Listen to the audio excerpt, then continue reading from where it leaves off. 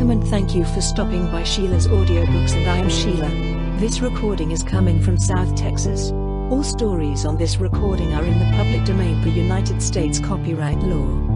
This story is about Tommy and Tuppence, two young people short of money and restless for excitement, embark on a daring business scheme, Young Adventurers Ltd. Their advertisement says they are willing to do anything, go anywhere.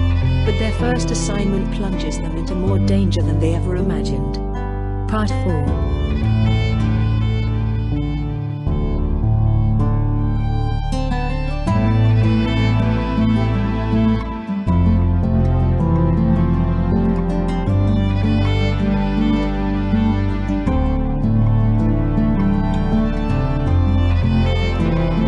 Well, said Mr. Carter after a minute or two, we mustn't sag at the knees, I suppose.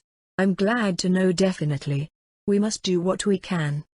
Through Tommy's mind flashed the assurance, it's hopeless, and he knows it's hopeless.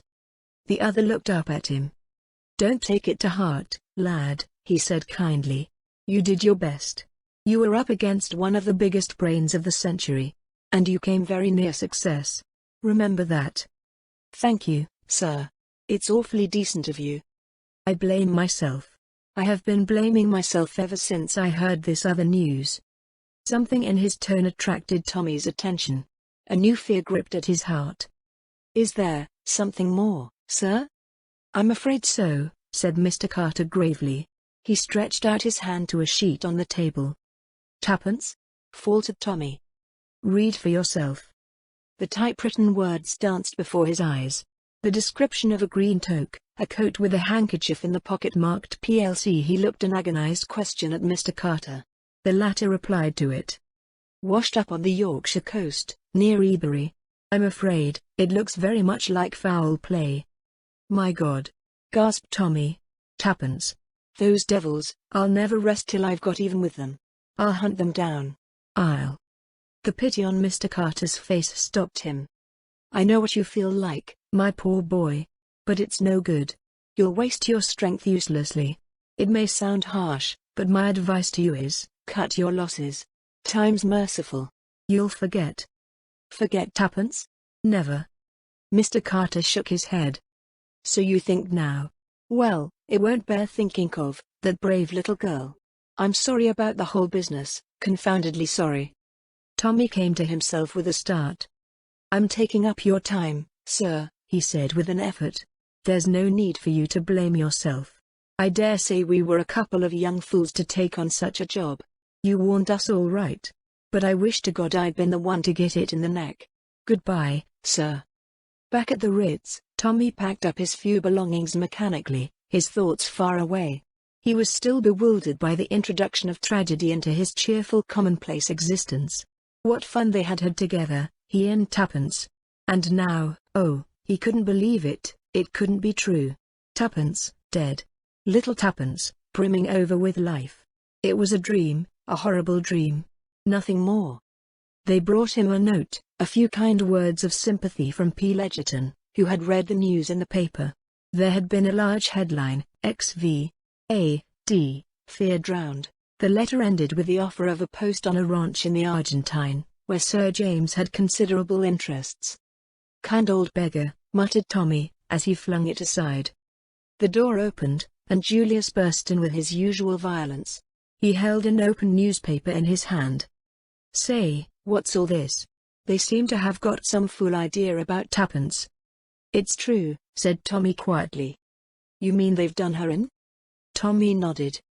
I suppose when they got the treaty she wasn't any good to them any longer, and they were afraid to let her go. Well, I'm darned, said Julius. Little Tuppence. She sure was the pluckiest little girl. But suddenly something seemed to crack in Tommy's brain. He rose to his feet. Oh, get out. You don't really care, damn you. You asked her to marry you in your rotten cold-blooded way, but I loved her. I'd have given the soul out of my body to save her from harm. I'd have stood by without a word and let her marry you, because you could have given her the sort of time she ought to have had, and I was only a poor devil without a penny to bless himself with. But it wouldn't have been because I didn't care. See here, began Julius temperately. Oh, go to the devil. I can't stand your coming here and talking about little Tuppence. Go and look after your cousin. Tuppence is my girl. I've always loved her, from the time we played together as kids. We grew up and it was just the same. I shall never forget when I was in hospital, and she came in that ridiculous cap and apron. It was like a miracle to see the girl I loved turn up in a nurse's kit. But Julius interrupted him. A nurse's kit? Gee whiz. I must be going to Colney Hatch. I could swear I've seen Jane in a nurse's cap too. And that's plumb impossible. No, by gum, I've got it. It was her I saw talking to Whittington at that nursing home in Bournemouth. She wasn't a patient there. She was a nurse. I dare say, said Tommy angrily, she's probably been in with them from the start. I shouldn't wonder if she stole those papers from Danvers to begin with. I'm darned if she did, shouted Julius. She's my cousin, and as patriotic a girl as ever stepped. I don't care a damn what she is, but get out of here, retorted Tommy, also at the top of his voice. The young men were on the point of coming to blows. But suddenly, with an almost magical abruptness, Julius's anger abated. All right, son, he said quietly, I'm going. I don't blame you any for what you've been saying. It's mighty lucky you did say it. I've been the most almighty blithering darned idiot that it's possible to imagine. Calm down. Tommy had made an impatient gesture. I'm going right away now, going to the London and North Western Railway Depot, if you want to know. I don't care a damn where you're going, growled Tommy. As the door closed behind Julius, he returned to his suitcase.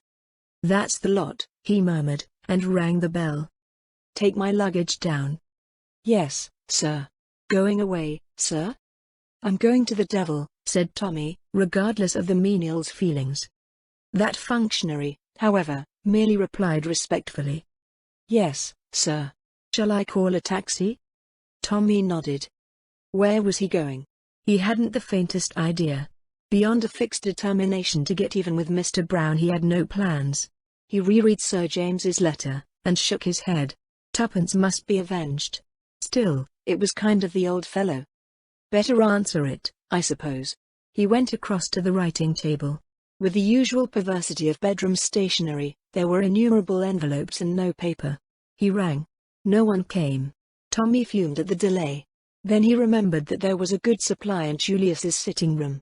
The American had announced his immediate departure. There would be no fear of running up against him. Besides, he wouldn't mind if he did. He was beginning to be rather ashamed of the things he had said. Old Julius had taken them jolly well. He'd apologize if he found him there. But the room was deserted. Tommy walked across to the writing table, and opened the middle drawer. A photograph, carelessly thrust in face upwards, caught his eye. For a moment he stood rooted to the ground. Then he took it out, shut the drawer, walked slowly over to an armchair, and sat down, still staring at the photograph in his hand. What on earth was a photograph of the French girl Annette doing in Julius Hersheimer's writing table? Chapter 22. In Downing Street. The Prime Minister tapped the desk in front of him with nervous fingers. His face was worn and harassed. He took up his conversation with Mr. Carter at the point it had broken off. I don't understand, he said. Do you really mean that things are not so desperate after all? So this lad seems to think. Let's have a look at his letter again.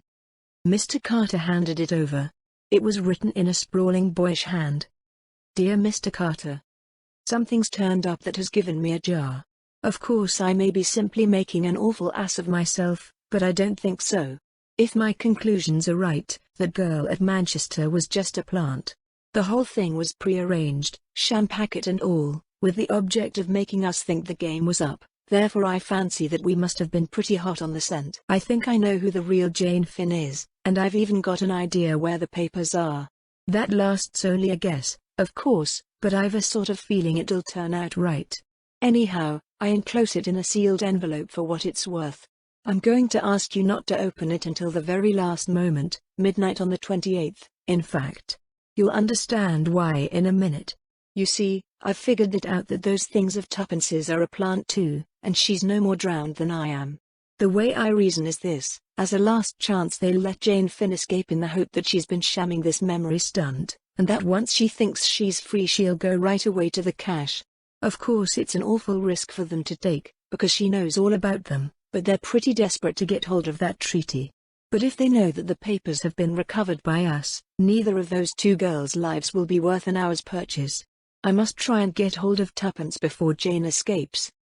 I want a repeat of that telegram that was sent to Tuppence at the Ritz. Sir James P. Legerton said you would be able to manage that for me. He's frightfully clever. One last thing, please have that house in Soho watched day and night. Yours, etc. Thomas Beresford. The Prime Minister looked up. The enclosure?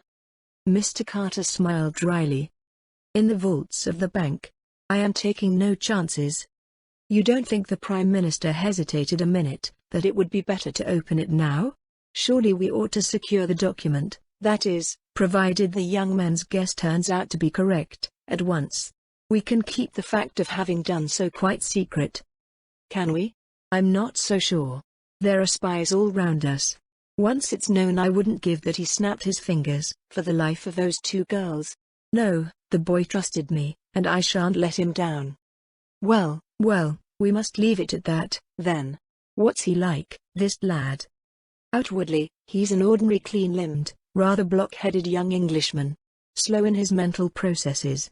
On the other hand, it's quite impossible to lead him astray through his imagination. He hasn't got any, so he's difficult to deceive. He worries things out slowly, and once he's got hold of anything he doesn't let go. The little lady's quite different. More intuition and less common sense. They make a pretty pair working together. Pace and stamina. He seems confident, mused the Prime Minister. Yes, and that's what gives me hope. He's the kind of diffident youth who would have to be very sure before he ventured an opinion at all. A half-smile came to the other's lips. And it is this boy who will defeat the master criminal of our time?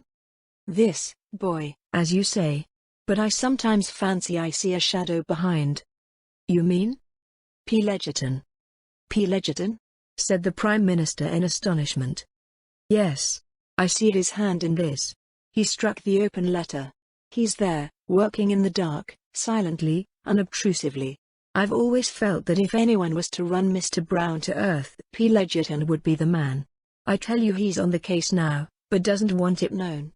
By the way, I got rather an odd request from him the other day. Yes? He sent me a cutting from some American paper. It referred to a man's body found near the docks in New York about 3 weeks ago. He asked me to collect any information on the subject I could. Well? Carter shrugged his shoulders. I couldn't get much. Young fellow about 35, poorly dressed, face very badly disfigured. He was never identified. And you fancy that the two matters are connected in some way? Somehow I do. I may be wrong, of course. There was a pause, then Mr. Carter continued. I asked him to come round here.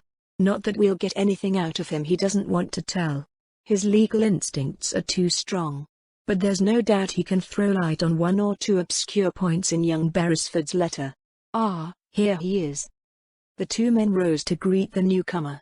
A half-whimsical thought flashed across the Premier's mind. My successor, perhaps. We've had a letter from young Beresford, said Mr. Carter, coming to the point at once. You've seen him, I suppose? You suppose wrong, said the lawyer. Oh. Mr. Carter was a little nonplussed. Sir James smiled, and stroked his chin. He rang me up, he volunteered. Would you have any objection to telling us exactly what passed between you? Not at all. He thanked me for a certain letter which I had written to him. As a matter of fact, I had offered him a job. Then he reminded me of something I had said to him at Manchester respecting that bogus telegram which lured Miss Cowley away. I asked him if anything untoward had occurred. He said it had, that in a drawer in Mr. Hersheimer's room he had discovered a photograph. The lawyer paused, then continued. I asked him if the photograph bore the name and address of a Californian photographer. He replied, "You're on to it, sir." It had. Then he went on to tell me something I didn't know. The original of that photograph was the French girl, Annette, who saved his life. What? Exactly. I asked the young man with some curiosity what he had done with the photograph. He replied that he had put it back where he found it. The lawyer paused again. That was good, you know, distinctly good. He can use his brains, that young fellow. I congratulated him. The discovery was a providential one.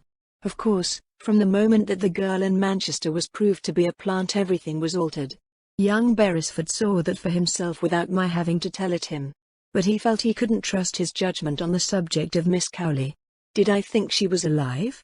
I told him, duly weighing the evidence, that there was a very decided chance in favor of it. That brought us back to the telegram. Yes? I advised him to apply to you for a copy of the original wire. It had occurred to me as probable that, after Miss Cowley flung it on the floor, certain words might have been erased and altered with the express intention of setting searchers on a false trail. Carter nodded. He took a sheet from his pocket, and read aloud. Come at once, Astley Priors, Gatehouse, Kent. Great developments, Tommy. Very simple, said Sir James, and very ingenious. Just a few words to alter, and the thing was done. And the one important clue they overlooked. What was that? The page boy's statement that Miss Cowley drove to Charing Cross. They were so sure of themselves that they took it for granted he had made a mistake. Then young Beresford is now at Gatehouse, Kent, unless I am much mistaken. Mr. Carter looked at him curiously. I rather wonder you're not there too, P. Legerton. Ah, I'm busy on a case. I thought you were on your holiday? Oh, I've not been briefed. Perhaps it would be more correct to say I'm preparing a case. Any more facts about that American chap for me? I'm afraid not. Is it important to find out who he was? Oh, I know who he was, said Sir James easily. I can't prove it yet, but I know. The other two asked no questions. They had an instinct that it would be mere waste of breath. But what I don't understand, said the Prime Minister suddenly, is how that photograph came to be in Mr. Hersheimer's drawer. Perhaps it never left it, suggested the lawyer gently. But the bogus inspector? Inspector Brown? Ah, said Sir James thoughtfully. He rose to his feet. I mustn't keep you. Go on with the affairs of the nation. I must get back to my case. 2 days later Julius Hersheimer returned from Manchester. A note from Tommy lay on his table. Dear Hersheimer. Sorry I lost my temper. In case I don't see you again, goodbye. I've been offered a job in the Argentine, and might as well take it. Yours, Tommy Beresford. A peculiar smile lingered for a moment on Julius's face. He threw the letter into the waste paper basket. The darn fool, he murmured. Chapter 23. A race against time. After ringing up Sir James, Tommy's next procedure was to make a call at South Audley Mansions. He found Albert discharging his professional duties, and introduced himself without more ado as a friend of Tuppence's. Albert unbent immediately. Things has been very quiet here lately, he said wistfully. Hope the young lady's keeping well, sir?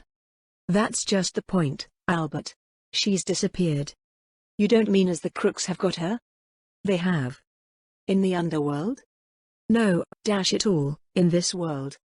It's a hexpression, sir, explained Albert. At the pictures the crooks always have a restaurant in the underworld. But do you think as they've done her in, sir? I hope not. By the way, have you by any chance an aunt, a cousin, a grandmother, or any other suitable female relation who might be represented as being likely to kick the bucket? A delighted grin spread slowly over Albert's countenance. I'm on, sir. My poor aunt what lives in the country has been mortal bad for a long time, and she's asking for me with her dying breath. Tommy nodded approval. Can you report this in the proper quarter and meet me at Charing Cross in an hour's time? I'll be there, sir. You can count on me. As Tommy had judged, the faithful Albert proved an invaluable ally. The two took up their quarters at the inn in Gatehouse. To Albert fell the task of collecting information. There was no difficulty about it. Astley Priors was the property of a Dr. Adams. The doctor no longer practiced, had retired, the landlord believed, but he took a few private patients. Here the good fellow tapped his forehead knowingly. Balmy ones. You understand. The doctor was a popular figure in the village, subscribed freely to all the local sports, a very pleasant, affable gentleman. Been there long? Oh, a matter of 10 years or so, might be longer. Scientific gentleman, he was. Professors and people often came down from town to see him. Anyway, it was a gay house, always visitors. In the face of all this volubility, Tommy felt doubts. Was it possible that this genial, well-known figure could be in reality a dangerous criminal? His life seemed so open and above board. No hint of sinister doings. Suppose it was all a gigantic mistake? Tommy felt a cold chill at the thought. Then he remembered the private patients, balmy ones. He inquired carefully if there was a young lady amongst them, describing Tuppence. But nothing much seemed to be known about the patients. They were seldom seen outside the grounds. A guarded description of Annette also failed to provoke recognition. Astley Priors was a pleasant red brick edifice, surrounded by well-wooded grounds which effectually shielded the house from observation from the road. On the first evening Tommy, accompanied by Albert, explored the grounds. Owing to Albert's insistence they dragged themselves along painfully on their stomachs, thereby producing a great deal more noise than if they had stood upright. In any case, these precautions were totally unnecessary. The grounds, like those of any other private house after nightfall, seemed untenanted. Tommy had imagined a possible fierce watchdog. Albert's fancy ran to a puma, or a tame cobra. But they reached a shrubbery near the house quite unmolested. The blinds of the dining room window were up. There was a large company assembled round the table. The port was passing from hand to hand. It seemed a normal, pleasant company. Through the open window scraps of conversation floated out disjointedly on the night air. It was a heated discussion on county cricket. Again Tommy felt that cold chill of uncertainty. It seemed impossible to believe that these people were other than they seemed. Had he been fooled once more? The fair-bearded, spectacled gentleman who sat at the head of the table looked singularly honest and normal. Tommy slept badly that night. The following morning the indefatigable Albert, having cemented an alliance with the greengrocer's boy, took the latter's place and ingratiated himself with the cook at Malthouse. He returned with the information that she was undoubtedly one of the crooks, but Tommy mistrusted the vividness of his imagination. Questioned, he could adduce nothing in support of his statement except his own opinion that she wasn't the usual kind. You could see that at a glance. The substitution being repeated, much to the pecuniary advantage of the real greengrocer's boy, on the following day, Albert brought back the first piece of hopeful news. There was a French young lady staying in the house. Tommy put his doubts aside. Here was confirmation of his theory. But time pressed. Today was the 27th. The 29th was the much-talked-of Labor Day, about which all sorts of rumors were running riot. Newspapers were getting agitated. Sensational hints of a Labour coup d'état were freely reported. The government said nothing. It knew and was prepared. There were rumors of dissension among the Labour leaders. They were not of one mind. The more far-seeing among them realized that what they proposed might well be a death blow to the England that at heart they loved. They shrank from the starvation and misery a general strike would entail, and were willing to meet the government halfway.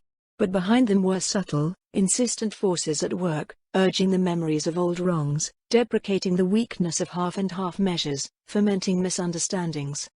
Tommy felt that, thanks to Mr. Carter, he understood the position fairly accurately. With the fatal document in the hands of Mr. Brown, public opinion would swing to the side of the Labour extremists and revolutionists. Failing that, the battle was an even chance. The government with a loyal army and police force behind them might win, but at a cost of great suffering. But Tommy nourished another and a preposterous dream. With Mr. Brown unmasked and captured he believed, rightly or wrongly, that the whole organization would crumble ignominiously and instantaneously. The strange permeating influence of the unseen chief held it together. Without him, Tommy believed an instant panic would set in, and, the honest men left to themselves, an 11th-hour reconciliation would be possible. "This is a one-man show," said Tommy to himself. "The thing to do is to get hold of the man." It was partly in furtherance of this ambitious design that he had requested Mr. Carter not to open the sealed envelope. The draft treaty was Tommy's bait. Every now and then he was aghast at his own presumption. How dared he think that he had discovered what so many wiser and clever men had overlooked? Nevertheless, he stuck tenaciously to his idea. That evening he and Albert once more penetrated the grounds of Astley Priors. Tommy's ambition was somehow or other to gain admission to the house itself. As they approached cautiously, Tommy gave a sudden gasp. On the second-floor window, someone standing between the window and the light in the room threw a silhouette on the blind. It was one Tommy would have recognized anywhere. Tuppence was in that house. He clutched Albert by the shoulder. "Stay here. When I begin to sing, watch that window." He retreated hastily to a position on the main drive, and began in a deep roar, coupled with an unsteady gait, the following ditty. I am a soldier. A jolly British soldier. You can see that I'm a soldier by my feet. It had been a favourite on the gramophone in Tuppence's hospital days. He did not doubt but that she would recognize it and draw her own conclusions. Tommy had not a note of music in his voice, but his lungs were excellent. The noise he produced was terrific. Presently an unimpeachable butler, accompanied by an equally unimpeachable footman, issued from the front door. The butler remonstrated with him. Tommy continued to sing, addressing the butler affectionately as dear old Whiskers. The footman took him by one arm, the butler by the other. They ran him down the drive, and neatly out of the gate. The butler threatened him with the police if he intruded again. It was beautifully done, soberly and with perfect decorum. Anyone would have sworn that the butler was a real butler, the footman a real footman, only, as it happened, the butler was Whittington. Tommy retired to the inn and waited for Albert's return. At last that worthy made his appearance. "Well?" cried Tommy eagerly. "It's all right." While they was running a view out the window opened, and something was chucked out. He handed a scrap of paper to Tommy. It was wrapped round a letter weight. On the paper were scrawled 3 words, "Tomorrow, same time." "Good egg!" cried Tommy. "We're getting going." I wrote a message on a piece of paper, wrapped it round a stone, and chucked it through the window, continued Albert breathlessly. Tommy groaned. "Your zeal will be the undoing of us, Albert." "What did you say?" "Said we was staying at the inn. If she could get away, to come there and croak like a frog." "She'll know that's you," said Tommy with a sigh of relief. "Your imagination runs away with you, you know, Albert. Why, you wouldn't recognize a frog croaking if you had it." Albert looked rather crestfallen. "Cheer up," said Tommy. "No harm done. That butler's an old friend of mine. I bet he knew who I was, though he didn't let on. It's not their game to show suspicion. That's why we've found it fairly plain sailing. They don't want to discourage me altogether. On the other hand, they don't want to make it too easy. I'm a pawn in their game, Albert, that's what I am. You see, if the spider lets the fly walk out too easily, the fly might suspect it was a put-up job. Hence the usefulness of that promising youth, Mr. T. Beresford, who's blundered in just at the right moment for them. But later, Mr. T. Beresford had better look out." Tommy retired for the night in a state of some elation. He had elaborated a careful plan for the following evening. He felt sure that the inhabitants of Astley Priors would not interfere with him up to a certain point. It was after that Tommy proposed to give them a surprise. About 12 o'clock, however, his calm was rudely shaken. He was told that someone was demanding him in the bar. The applicant proved to be a rude-looking carter well coated with mud. "Well, my good fellow, what is it?" asked Tommy. "Might this be for you, sir?" The carter held out a very dirty folded note, on the outside of which was written, "Take this to the gentleman at the inn near Astley Priors. He will give you 10 shillings. The handwriting was Tuppence's.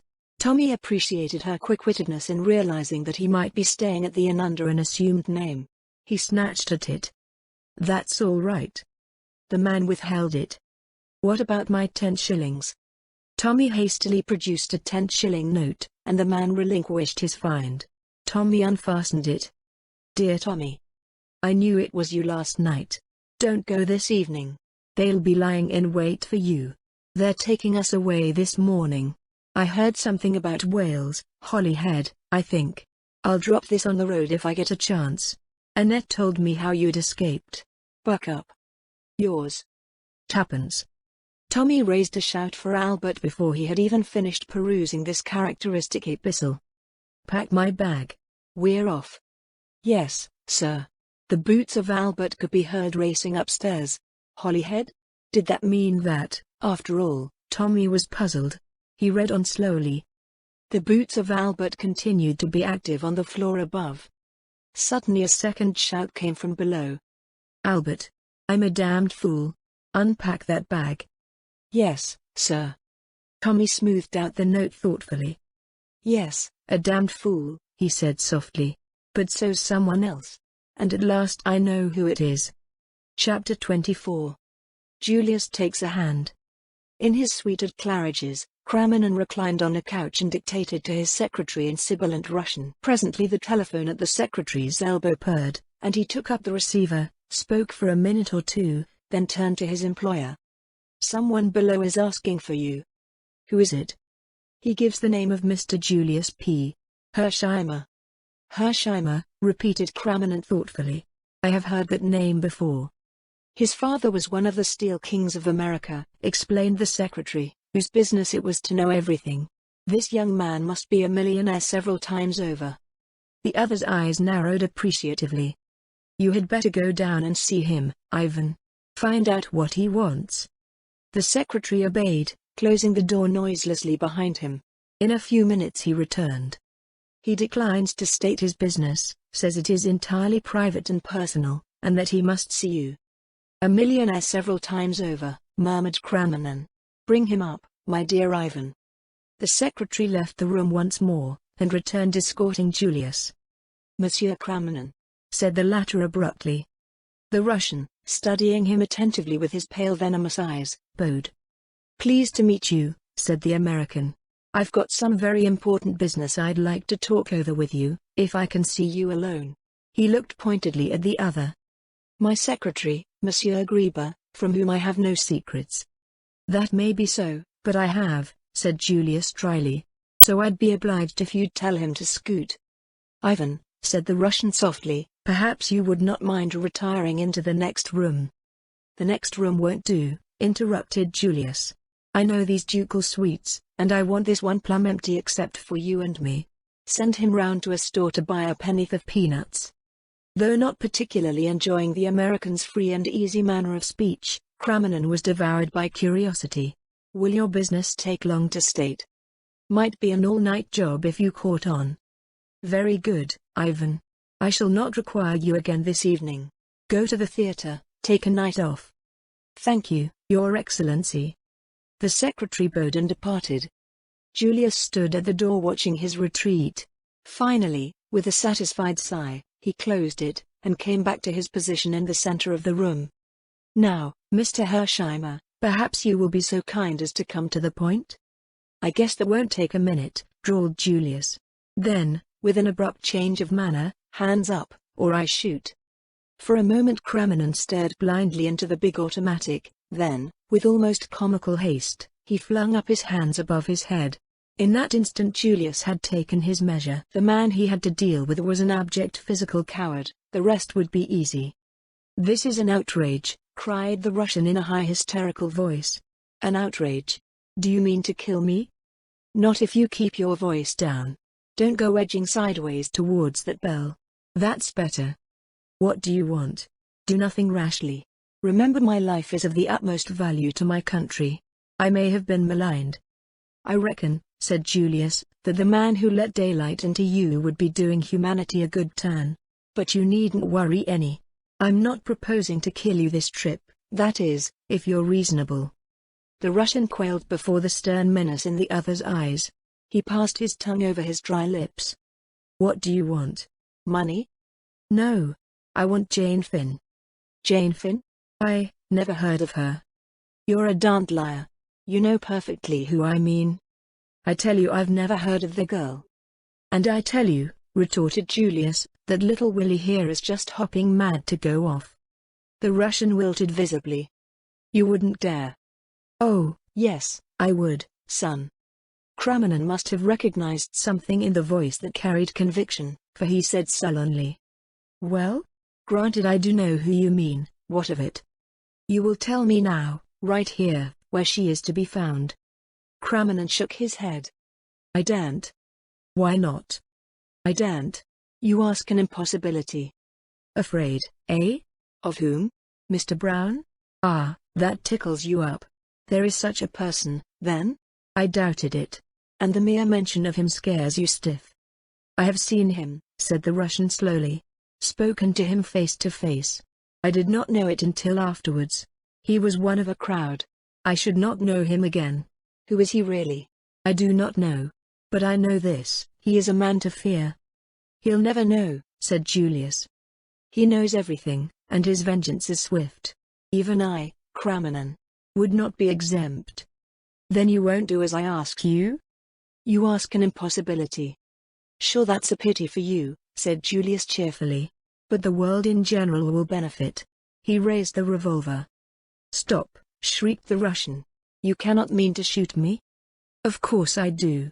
I've always heard you revolutionists held life cheap, but it seems there's a difference when it's your own life in question. I gave you just one chance of saving your dirty skin, and that you wouldn't take. They would kill me. Well, said Julius pleasantly, it's up to you. But I'll just say this. Little Willie here is a dead cert, and if I was you I'd take a sporting chance with Mr. Brown. You will hang if you shoot me, muttered the Russian irresolutely. No, stranger, that's where you're wrong. You forget the dollars. A big crowd of solicitors will get busy, and they'll get some highbrow doctors on the job, and the end of it all will be that they'll say my brain was unhinged.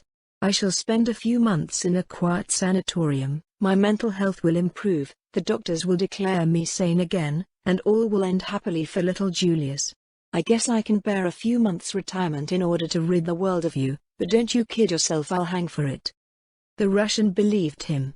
Corrupt himself, he believed implicitly in the power of money. He had read of American murder trials running much on the lines indicated by Julius.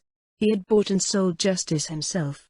This virile young American, with a significant drawling voice, had the whip hand of him. I'm going to count 5, continued Julius, and I guess, if you let me get past 4, you needn't worry any about Mr. Brown. Maybe he'll send some flowers to the funeral, but you won't smell them. Are you ready? I'll begin. 1, 2, 3, 4. The Russian interrupted with a shriek.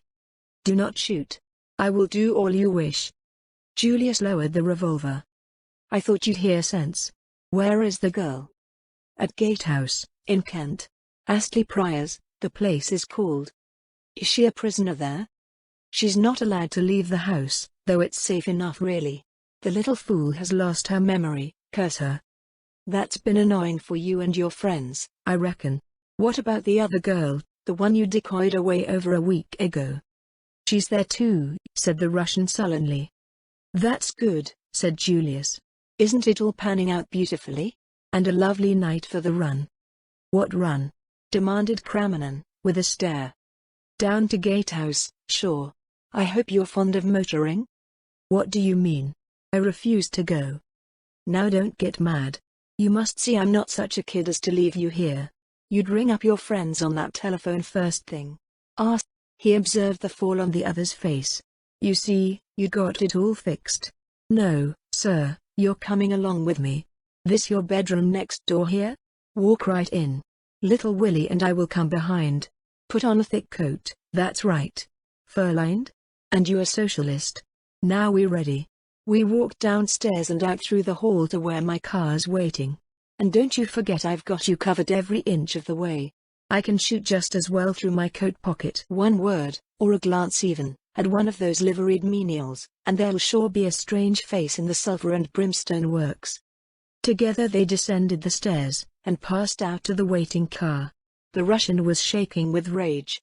The hotel servants surrounded them. A cry hovered on his lips, but at the last minute his nerve failed him. The American was a man of his word.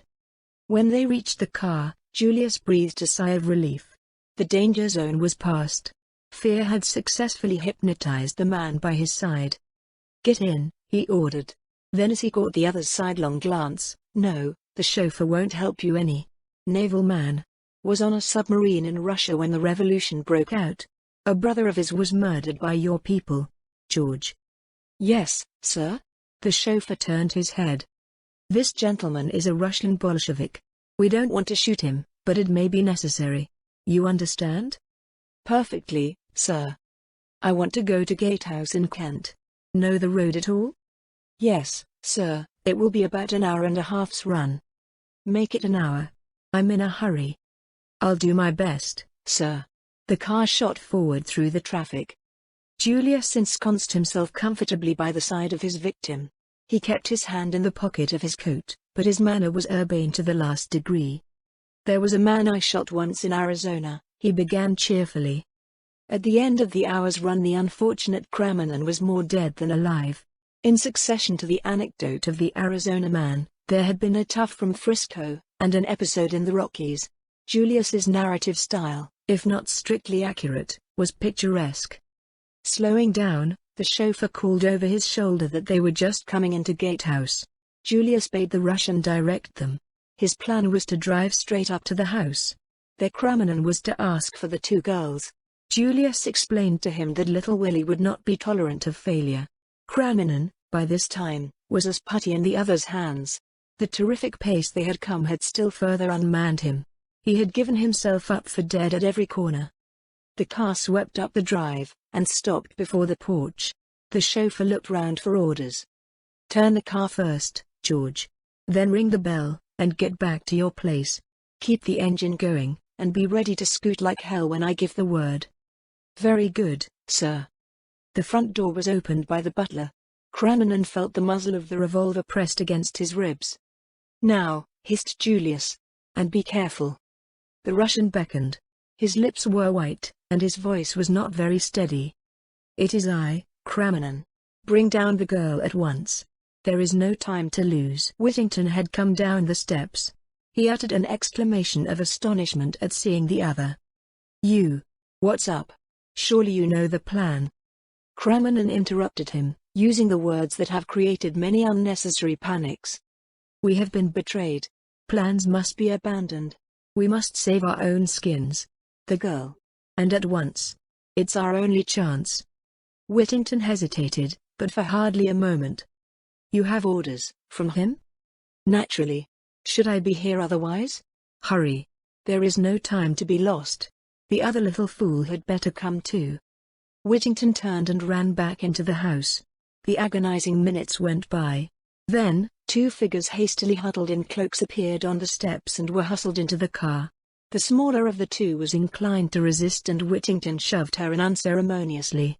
Julius leaned forward, and in doing so the light from the open door lit up his face. Another man on the steps behind Whittington gave a startled exclamation. Concealment was at an end. "Get a move on, George," shouted Julius. The chauffeur slipped in his clutch, and with a bound the car started. The man on the steps uttered an oath. His hand went to his pocket. There was a flash and a report. The bullet just missed the taller girl by an inch. "Get down, Jane," cried Julius. Flat on the bottom of the car. He thrust her sharply forward, then standing up, he took careful aim and fired. "Have you hit him?" cried Tuppence eagerly. "Sure," replied Julius. "He isn't killed, though. Skunks like that take a lot of killing. Are you all right, Tuppence?" "Of course I am. Where's Tommy? And who's this?" She indicated the shivering Kramanen. "Tommy's making tracks for the Argentine. I guess he thought you turned up your toes. Steady through the gate, George." "That's right. It'll take 'em at least 5 minutes to get busy after us. They'll use the telephone, I guess, so look out for snares ahead, and don't take the direct route." "Who's this, did you say, Tuppence?" "Let me present Monsieur Kramanen. I persuaded him to come on the trip for his health." The Russian remained mute, still livid with terror. "But what made them let us go?" demanded Tuppence suspiciously. "I reckon Monsieur Kramanen here asked them so prettily they just couldn't refuse." This was too much for the Russian. He burst out vehemently. Curse you, curse you. They know now that I betrayed them. My life won't be safe for an hour in this country." "That's so," assented Julius. "I'd advise you to make tracks for Russia right away." "Let me go, then," cried the other. "I have done what you asked. Why do you still keep me with you?" "Not for the pleasure of your company. I guess you can get right off now if you want to. I thought you'd rather I tooled you back to London." "You may never reach London," snarled the other. "Let me go here and now." "Sure thing. Pull up, George. The gentleman's not making the return trip. If I ever come to Russia, Monsieur Kramanen, I shall expect a rousing welcome, and—" But before Julius had finished his speech, and before the car had finally halted, the Russian had swung himself out and disappeared into the night. "Just a mite impatient to leave us," commented Julius, as the car gathered way again. "And no idea of saying goodbye politely to the ladies. Say, Jane, you can get up on the seat now." For the first time the girl spoke. "How did you persuade him?" she asked. Julius tapped his revolver. Little Willie here takes the credit." "Splendid!" cried the girl. The color surged into her face, her eyes looked admiringly at Julius. "Annette and I didn't know what was going to happen to us," said Tuppence. "Old Whittington hurried us off. We thought it was lambs to the slaughter." "Annette," said Julius. "Is that what you call her?" His mind seemed to be trying to adjust itself to a new idea. "It's her name," said Tuppence, opening her eyes very wide. "Shucks," retorted Julius. "She may think it's her name, because her memory's gone, poor kid. But it's the one real and original Jane Finn we've got here." "What?" cried Tuppence. But she was interrupted. With an angry spurt, a bullet embedded itself in the upholstery of the car just behind her head.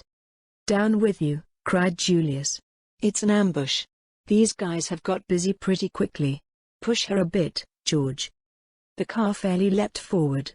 3 more shots rang out, but went happily wide. Julius, upright, leant over the back of the car. "Nothing to shoot at," he announced gloomily. "But I guess there'll be another little picnic soon." He raised his hand to his cheek. "You are hurt?" said Annette quickly. "Only a scratch." The girl sprang to her feet. "Let me out. Let me out, I say. Stop the car. It is me they're after. I'm the one they want. You shall not lose your lives because of me. Let me go." She was fumbling with the fastenings of the door. Julius took her by both arms, and looked at her. She had spoken with no trace of foreign accent. "Sit down, kid," he said gently. "I guess there's nothing wrong with your memory. Been fooling them all the time, eh?" The girl looked at him, nodded, and then suddenly burst into tears. Julius patted her on the shoulder. There, just you sit tight.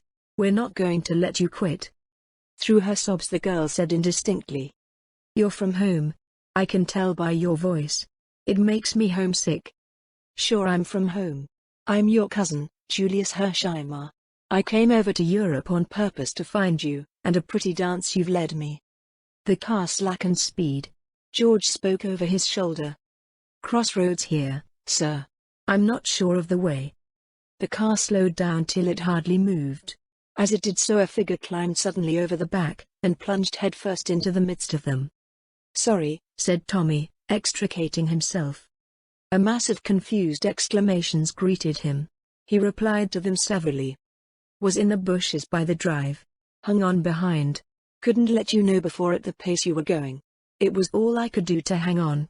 Now then, you girls, get out." "Get out?" "Yes. There's a station just up that road. Train due in 3 minutes. You'll catch it if you hurry." "What the devil are you driving at?" demanded Julius. "Do you think you can fool them by leaving the car?" "You and I aren't going to leave the car. Only the girls." "You're crazed, Beresford. Stark staring mad. You can't let those girls go off alone. It'll be the end of it if you do." Tommy turned to Tuppence. "Get out at once, Tuppence. Take her with you, and do just as I say. No one will do you any harm. You're safe. Take the train to London. Go straight to Sir James P. Ledgerton. Mr. Carter lives out of town, but you'll be safe with him." "Darn you!" cried Julius. "You're mad. Jane, you stay where you are."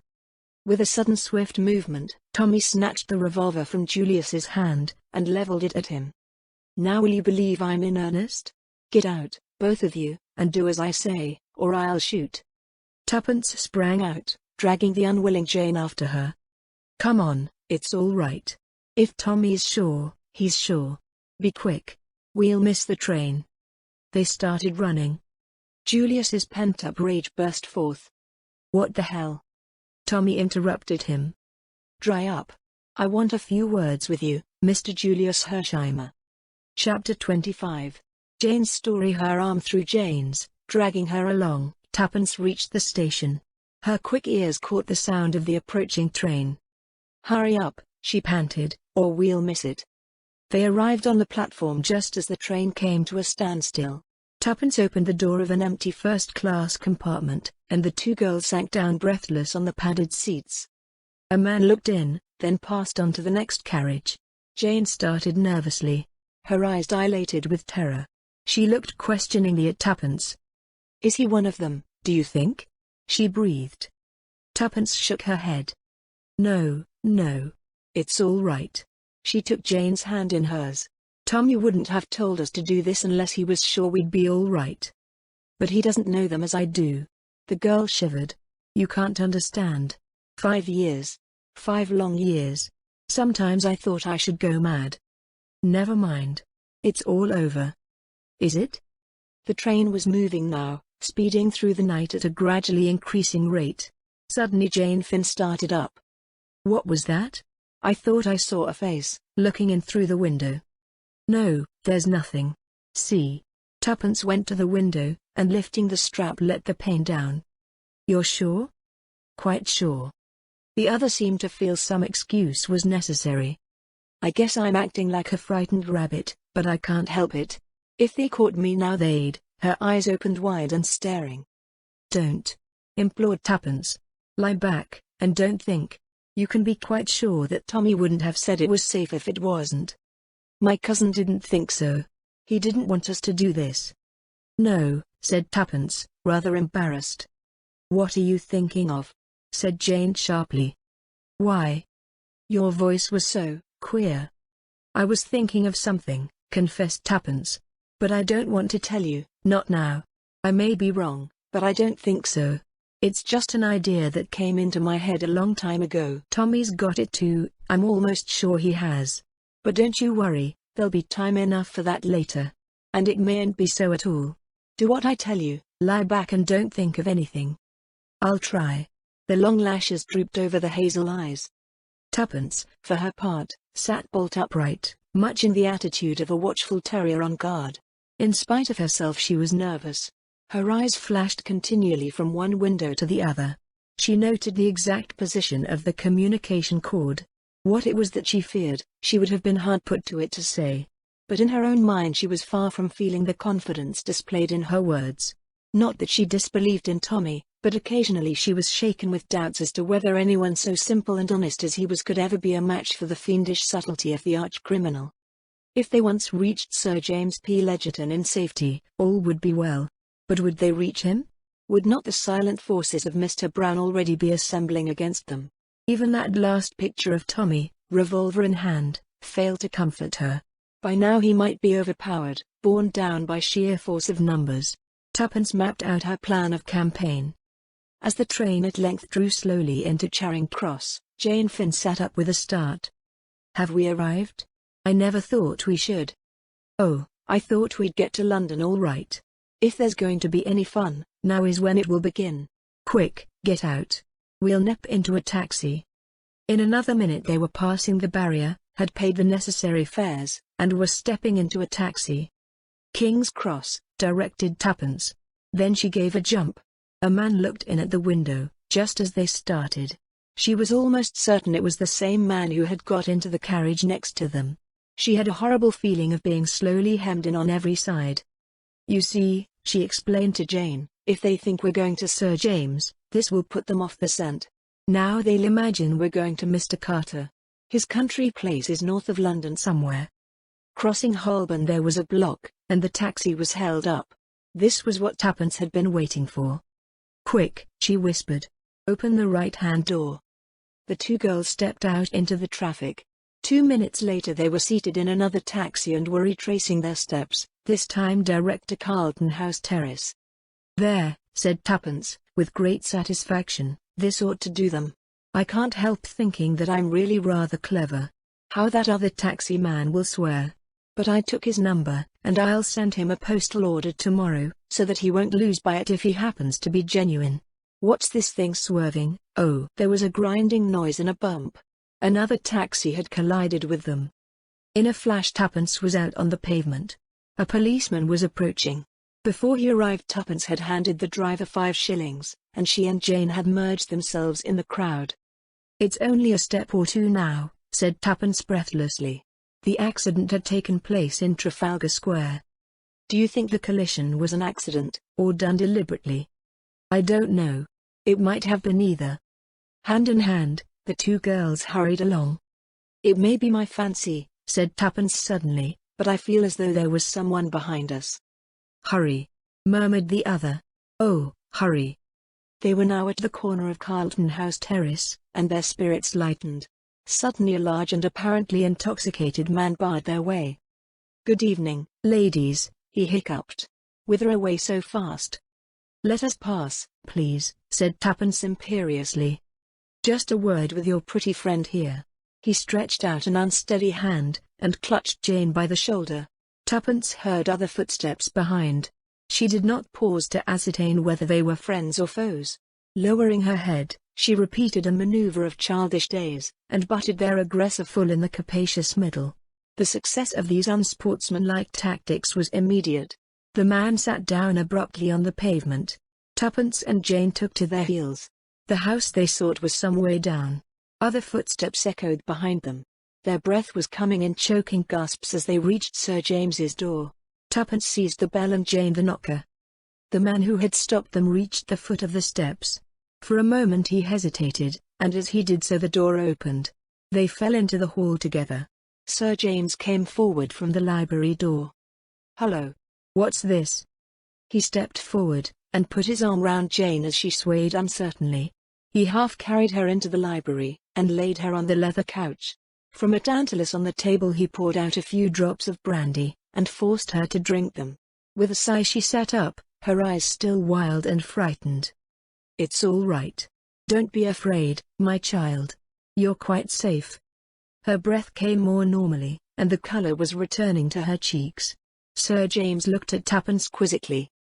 "So you're not dead, Miss Tuppence, any more than that Tommy boy of yours was?" "The young adventurers take a lot of killing," boasted Tuppence. "So it seems," said Sir James dryly. "Am I right in thinking that the joint venture has ended in success, and that this," he turned to the girl on the couch, "is Miss Jane Finn?" Jane sat up. "Yes," she said quietly, "I am Jane Finn. I have a lot to tell you." "When you are stronger." "No, now." Her voice rose a little. "I shall feel safer when I have told everything." "As you please," said the lawyer. He sat down in one of the big armchairs facing the couch. In a low voice Jane began her story. "I came over on the Lusitania to take up a post in Paris. I was fearfully keen about the war, and just dying to help somehow or other. I had been studying French, and my teacher said they were wanting help in a hospital in Paris, so I wrote and offered my services, and they were accepted. I hadn't got any folk of my own, so it made it easy to arrange things. When the Lusitania was torpedoed, a man came up to me. I'd noticed him more than once, and I'd figured it out in my own mind that he was afraid of somebody or something. He asked me if I was a patriotic American, and told me he was carrying papers which were just life or death to the Allies. He asked me to take charge of them. I was to watch for an advertisement in the Times. If it didn't appear, I was to take them to the American ambassador. Most of what followed seems like a nightmare still. I see it in my dreams sometimes. I'll hurry over that part. Mr. Danvers had told me to watch out. He might have been shadowed from New York, but he didn't think so. At first I had no suspicions, but on the boat to Holyhead I began to get uneasy. There was one woman who had been very keen to look after me, and chum up with me generally, a Mrs. Vondermeyer. At first I'd been only grateful to her for being so kind to me, but all the time I felt there was something about her I didn't like, and on the Irish boat I saw her talking to some queer-looking men, and from the way they looked I saw that they were talking about me. I remembered that she'd been quite near me on the Lusitania when Mr. Danvers gave me the packet, and before that she tried to talk to him once or twice. I began to get scared, but I didn't quite see what to do.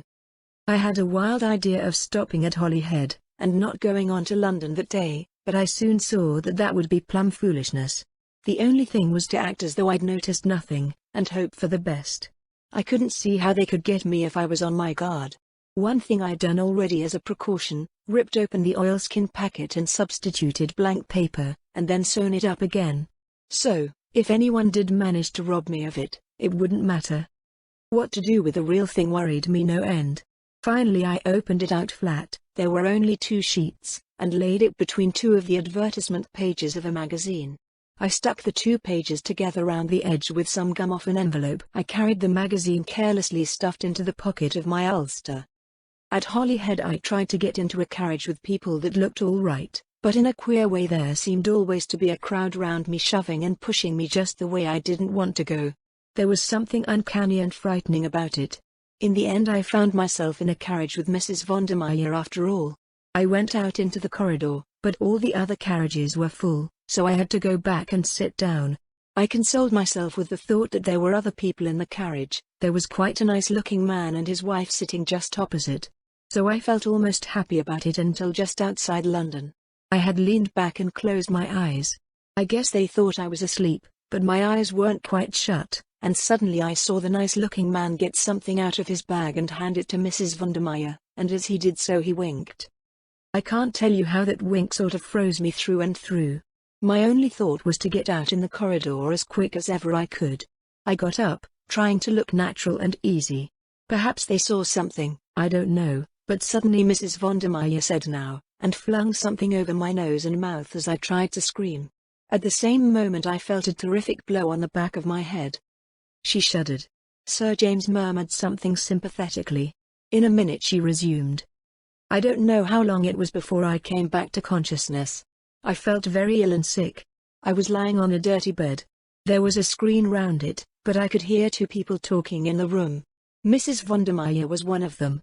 I tried to listen, but at first I couldn't take much in. When at last I did begin to grasp what was going on, I was just terrified. I wonder I didn't scream right out there and then. They hadn't found the papers. They'd got the oilskin packet with the blanks, and they were just mad. They didn't know whether I'd changed the papers, or whether Danvers had been carrying a dummy message, while the real one was sent another way. They spoke of she closed her eyes, torturing me to find out. I'd never known what fear, really sickening fear, was before. Once they came to look at me. I shut my eyes and pretended to be still unconscious, but I was afraid they'd hear the beating of my heart. However, they went away again. I began thinking madly. What could I do? I knew I wouldn't be able to stand up against torture very long. Suddenly something put the thought of loss of memory into my head. The subject had always interested me, and I'd read an awful lot about it. I had the whole thing at my fingertips. If only I could succeed in carrying the bluff through, it might save me. I said a prayer, and drew a long breath. Then I opened my eyes and started babbling in French. Mrs. Vondermeyer came round the screen at once. Her face was so wicked I nearly died. But I smiled up at her doubtfully, and asked her in French where I was. It puzzled her, I could see. She called the man she had been talking to. He stood by the screen with his face in shadow. He spoke to me in French. His voice was very ordinary and quiet, but somehow, I don't know why, he scared me worse than the woman. I felt he'd seen right through me, but I went on playing my part. I asked again where I was, and then went on that there was something I must remember, only for the moment it was all gone. I worked myself up to be more and more distressed. He asked me my name. I said I didn't know, that I couldn't remember anything at all. Suddenly he caught my wrist, and began twisting it. The pain was awful. I screamed. He went on. I screamed and screamed, but I managed to shriek out things in French. I don't know how long I could have gone on, but luckily I fainted. The last thing I heard was his voice saying, "That's not bluff." Anyway, a kid of her age wouldn't know enough. I guess he forgot American girls are older for their age than English ones, and take more interest in scientific subjects. When I came to, Mrs. Vondermeyer was sweet as honey to me. She'd had her orders, I guess. She spoke to me in French, told me I'd had a shock and been very ill. I should be better soon. I pretended to be rather dazed, murmured something about the doctor having hurt my wrist. She looked relieved when I said that. By and by she went out of the room altogether. I was suspicious still, and lay quite quiet for some time. In the end, however, I got up and walked round the room, examining it. I thought that even if anyone was watching me from somewhere, it would seem natural enough under the circumstances. It was a squalid, dirty place. There were no windows, which seemed queer. I guessed the door would be locked, but I didn't try it. There were some battered old pictures on the walls, representing scenes from Faust. Jane's two listeners gave a simultaneous ah. The girl nodded. Yes, it was the place in Soho where Mr. Beresford was imprisoned. Of course, at the time I didn't even know if I was in London. One thing was worrying me dreadfully, but my heart gave a great throb of relief when I saw my ulster lying carelessly over the back of a chair. and the magazine was still rolled up in the pocket. If only I could be certain that I was not being overlooked. I looked carefully round the walls. There didn't seem to be a peephole of any kind, nevertheless I felt kind of sure there must be. All of a sudden I sat down on the edge of the table, and put my face in my hands, sobbing out a mon Dieu. Mon Dieu. I've got very sharp ears. I distinctly heard the rustle of a dress, and slight creak. That was enough for me. I was being watched. I lay down on the bed again, and by Mrs. von der Meyer brought me some supper. She was still sweet as they make them. I guess she'd been told to win my confidence. Presently she produced the oilskin packet, and asked me if I recognized it, watching me like a lynx all the time. I took it and turned it over in a puzzled sort of way. Then I shook my head. I said that I felt I ought to remember something about it, that it was just as though it was all coming back, and then, before I could get hold of it, it went again.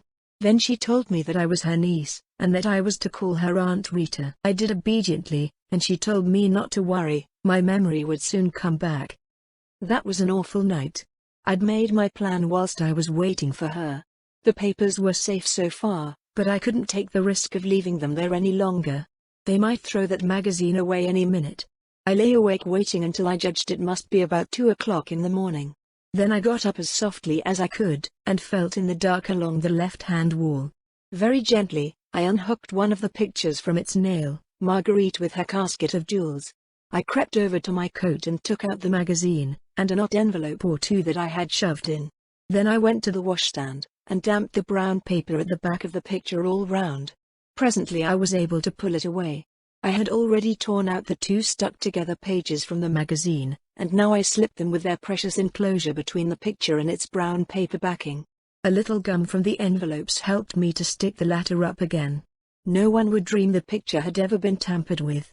I rehung it on the wall, put the magazine back in my coat pocket, and crept back to bed. I was pleased with my hiding place. They'd never think of pulling to pieces one of their own pictures. I hoped that they'd come to the conclusion that Danvers had been carrying a dummy all along, and that, in the end, they'd let me go.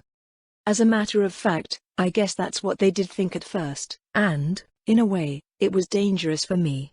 I learnt afterwards that they nearly did away with me then and there. There was never much chance of their letting me go, but the first man, who was the boss, preferred to keep me alive on the chance of my having hidden them, and being able to tell where if I recovered my memory. They watched me constantly for weeks. Sometimes they'd ask me questions by the hour. I guess there was nothing they didn't know about the 3rd degree. But somehow I managed to hold my own. The strain of it was awful, though. They took me back to Ireland, and over every step of the journey again, in case I'd hidden it somewhere en route. Mrs. von der Meyer and another woman never left me for a moment. They spoke of me as a young relative of Mrs. von der Meyer's whose mind was affected by the shock of the Lusitania. There was no one I could appeal to for help without giving myself away to them, and if I risked it and failed, and Mrs. von der Meyer looked so rich, and so beautifully dressed, that I felt convinced they'd take her word against mine, and think it was part of my mental trouble to think myself persecuted. I felt that the horrors in store for me would be too awful once they knew I'd been only shamming. Sir James nodded comprehendingly. Mrs. von der Meyer was a woman of great personality. With that and her social position she would have had little difficulty in imposing her point of view in preference to yours. Your sensational accusations against her would not easily have found credence. That's what I thought. It ended in my being sent to a sanatorium at Bournemouth. I couldn't make up my mind at first whether it was a sham affair or genuine. A hospital nurse had charge of me. I was a special patient. She seemed so nice and normal that at last I determined to confide in her. A merciful providence just saved me in time from falling into the trap. My door happened to be ajar, and I heard her talking to someone in the passage. She was one of them. They still fancied it might be a bluff on my part, and she was put in charge of me to make sure. After that, my nerve went completely. I dared trust nobody. I think I almost hypnotized myself. After a while, I almost forgot that I was really Jane Finn. I was so bent on playing the part of Janet von der Meyer that my nerves began to play me tricks. I became really ill. For months I sank into a sort of stupor. I felt sure I should die soon, and that nothing really mattered. A sane person shut up in a lunatic asylum often ends by becoming insane, they say. I guess I was like that. Playing my part had become second nature to me. I wasn't even unhappy in the end, just apathetic. Nothing seemed to matter. And the years went on. And then suddenly things seemed to change. Mrs. von der Meyer came down from London. She and the doctor asked me questions, experimented with various treatments.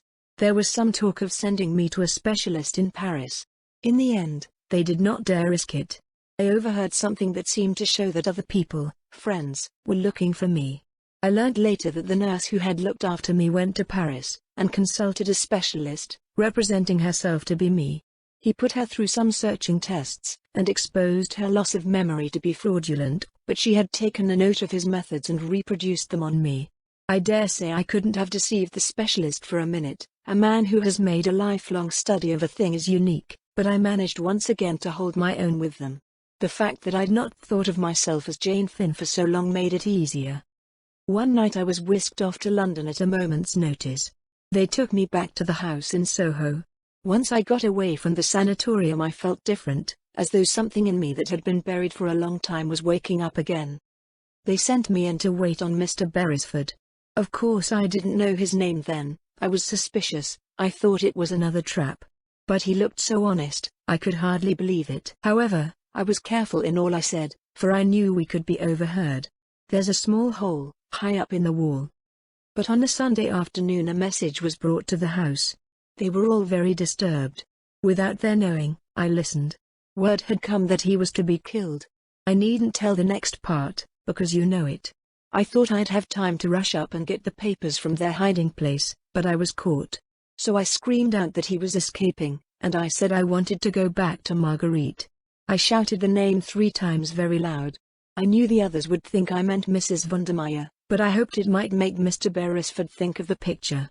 He'd unhooked one the first day. That's what made me hesitate to trust him.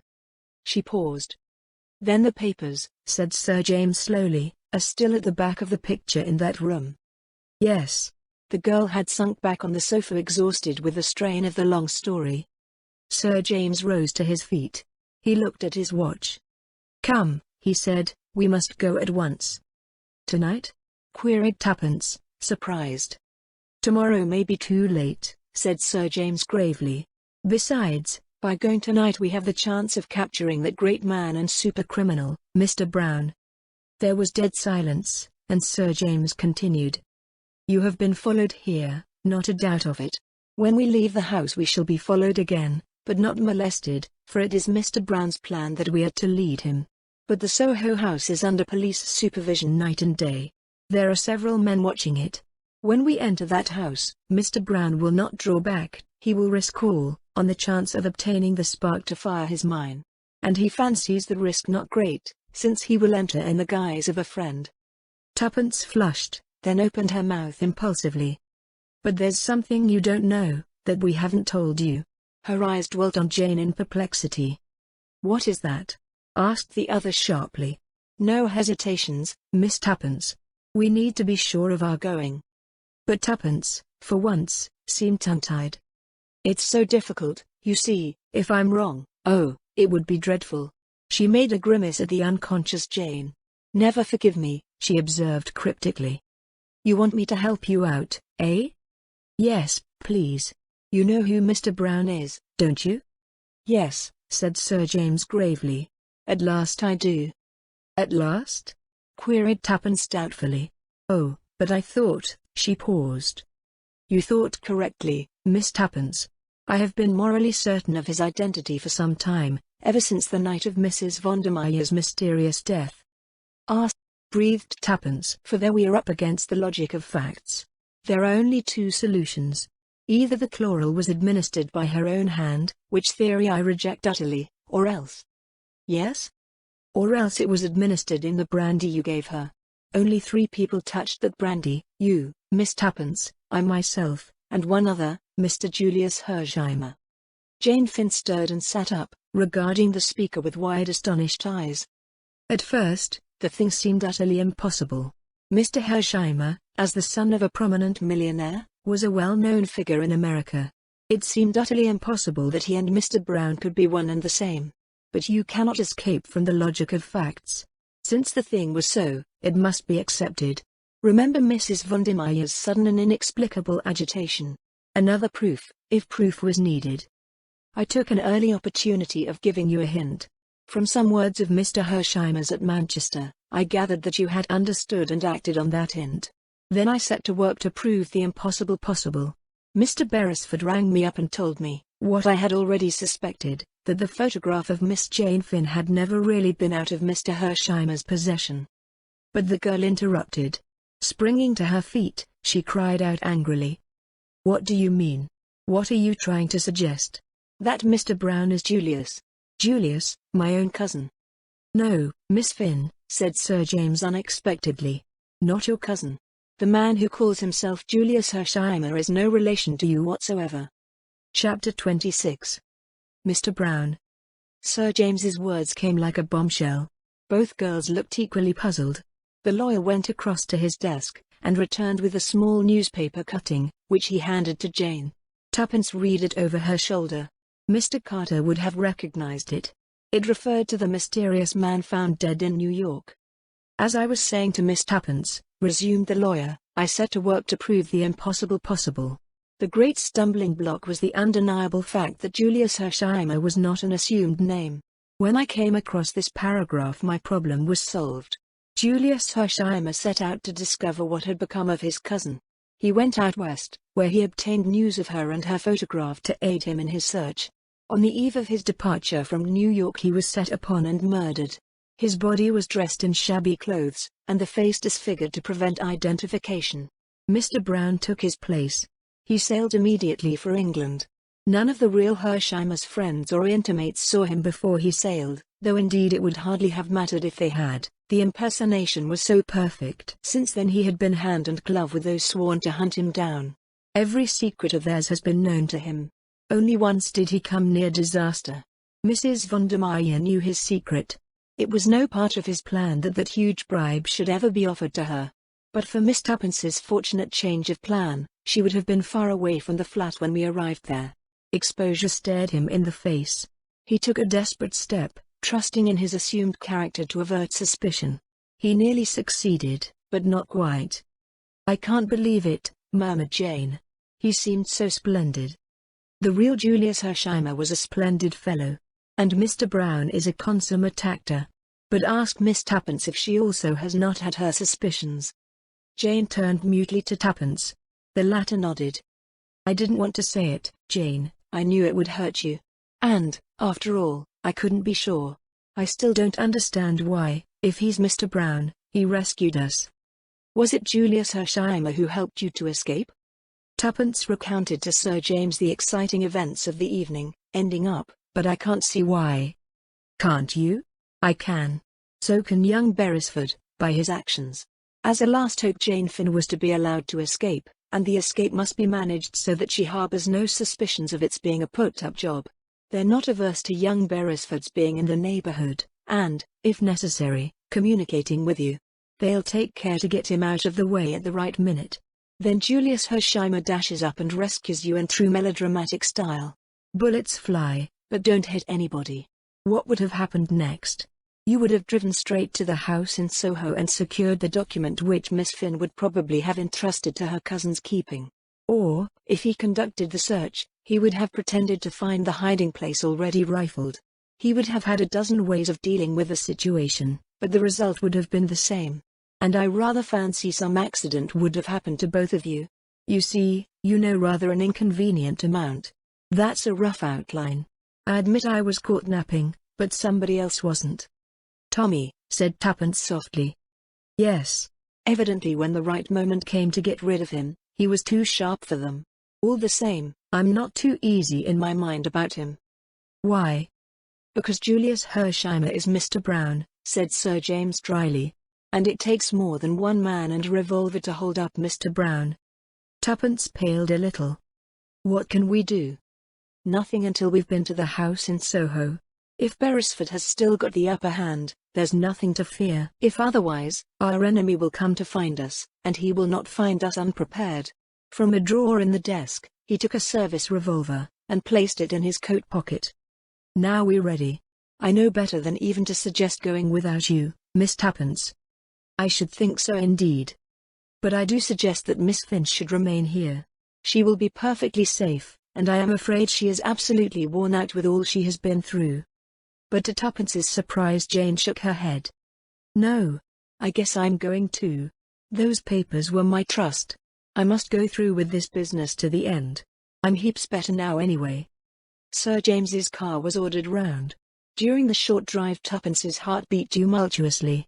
In spite of momentary qualms of uneasiness respecting Tommy, she could not but feel exultation. They were going to win. The car drew up at the corner of the square and they got out. Sir James went up to a plainclothes man who was on duty with several others, and spoke to him. Then he rejoined the girls. "No one has gone into the house so far. It is being watched at the back as well, so they are quite sure of that. Anyone who attempts to enter after we have done so will be arrested immediately. Shall we go in?" A policeman produced a key. They all knew Sir James well. They had also had orders respecting Tuppence. Only the third member of the party was unknown to them. The three entered the house, pulling the door to behind them. Slowly they mounted the rickety stairs. At the top was the ragged curtain hiding the recess where Tommy had hidden that day. Tuppence had heard the story from Jane in her character of Annette. She looked at the tattered velvet with interest. Even now she could almost swear it moved, as though someone was behind it. So strong was the illusion that she almost fancied she could make out the outline of a form. Supposing Mr. Brown, Julius, was there waiting? Impossible, of course. Yet she almost went back to put the curtain aside and make sure. Now they were entering the prison room. No place for anyone to hide here, thought Tuppence, with a sigh of relief, then chided herself indignantly. She must not give way to this foolish fancying, this curious insistent feeling that Mr. Brown was in the house. Hark! What was that? A stealthy footstep on the stairs? There was someone in the house. Absurd. She was becoming hysterical. Jane had gone straight to the picture of Marguerite. She unhooked it with a steady hand. The dust lay thick upon it, and festoons of cobwebs lay between it and the wall. Sir James handed her a pocket knife, and she ripped away the brown paper from the back. The advertisement page of a magazine fell out.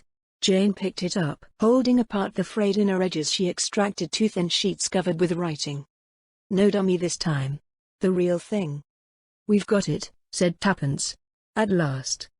The moment was almost breathless in its emotion.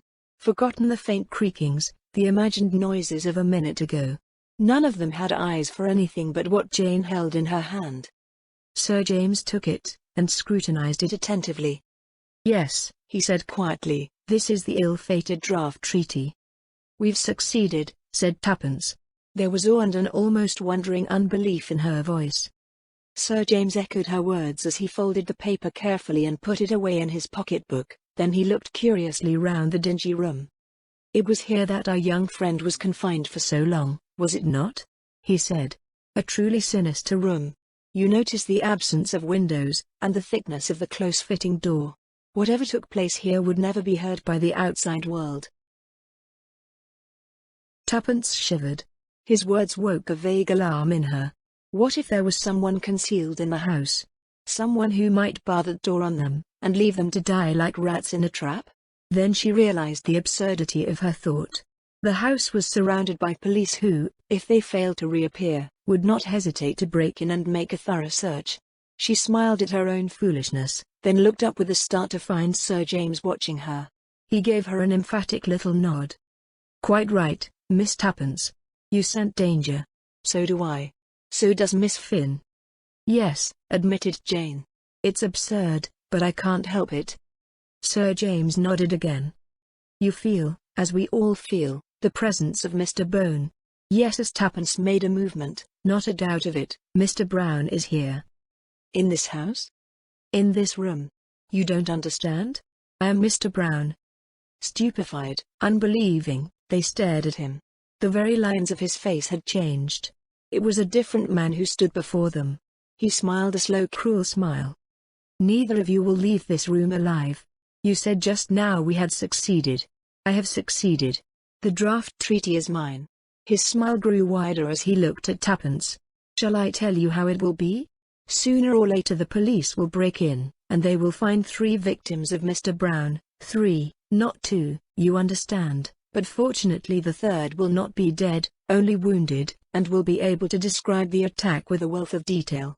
The treaty? It is in the hands of Mr. Brown. So no one will think of searching the pockets of Sir James P. Ledgerton. He turned to Jane. You outwitted me. I make my acknowledgments. But you will not do it again. There was a faint sound behind him, but, intoxicated with success, he did not turn his head. He slipped his hand into his pocket. Checkmate to the young adventurers, he said, and slowly raised the big automatic. But, even as he did so, he felt himself seized from behind in a grip of iron. The revolver was wrenched from his hand, and the voice of Julius Hersheimer said drawlingly, I guess you're caught red-handed with the goods upon you. The blood rushed to the K.C.'s face, but his self-control was marvelous, as he looked from one to the other of his two captors. He looked longest at Tommy. You, he said beneath his breath. You. I might have known. Seeing that he was disposed to offer no resistance, their grip slackened. Quick as a flash his left hand, the hand which bore the big signet ring, was raised to his lips. Av, Caesar. Te morituri salutant, he said, still looking at Tommy. Then his face changed, and with a long convulsive shudder he fell forward in a crumpled heap, whilst an odour of bitter almonds filled the air. Chapter 27. A supper party at the Savoy. The supper party given by Mr. Julius Hersheimer to a few friends on the evening of the 30th will long be remembered in catering circles. It took place in a private room, and Mr. Hersheimer's orders were brief and forcible. He gave carte blanche, and when a millionaire gives carte blanche he usually gets it. Every delicacy out of season was duly provided. Waiters carried bottles of ancient and royal vintage with loving care. The floral decorations defied the seasons, and fruits of the earth as far apart as May and November found themselves miraculously side by side. The list of guests was small and select. The American ambassador, Mr. Carter, who had taken the liberty, he said, of bringing an old friend, Sir William Beresford, with him, Archdeacon Cowley, Dr. Hall, those two youthful adventurers, Miss Prudence Cowley and Mr. Thomas Beresford, and last, but not least, as guest of honor, Miss Jane Finn. Julius had spared no pains to make Jane's appearance a success. A mysterious knock had brought Tuppence to the door of the apartment she was sharing with the American girl. It was Julius. In his hand he held a check. Say, Tuppence, he began, will you do me a good turn? Take this, and get Jane regularly togged up for this evening. You are all coming to supper with me at the Savoy. See? Spare no expense. You get me? Sure thing, mimicked Tuppence. We shall enjoy ourselves. It will be a pleasure dressing Jane. She's the loveliest thing I've ever seen. That's so, agreed Mr. Hersheimer fervently. His fervor brought a momentary twinkle to Tuppence's eye. By the way, Julius, she remarked demurely, I haven't given you my answer yet. Answer? Said Julius. His face paled. You know, when you asked me to marry you, faltered Tuppence, her eyes downcast in the true manner of the early Victorian heroine, and wouldn't take no for an answer. I've thought it well over. Yes? Said Julius. The perspiration stood on his forehead. Tuppence relented suddenly. You great idiot, she said. What on earth induced you to do it? I could see at the time you didn't care a twopenny dip for me. Not at all. I had, and still have, the highest sentiments of esteem and respect, and admiration for you. Said Tuppence. Those are the kind of sentiments that very soon go to the wall when the other sentiment comes along. Don't they, old thing? I don't know what you mean, said Julius stiffly, but a large and burning blush overspread his countenance. Shucks, retorted Tuppence. She laughed, and closed the door, reopening it to add with dignity, morally, I shall always consider I have been jilted. What was it? Asked Jane as Tuppence rejoined her. Julius. What did he want? Really, I think, he wanted to see you, but I wasn't going to let him.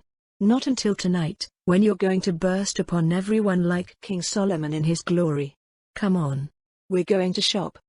To most people the 29th, the much-heralded Labor Day, had passed much as any other day.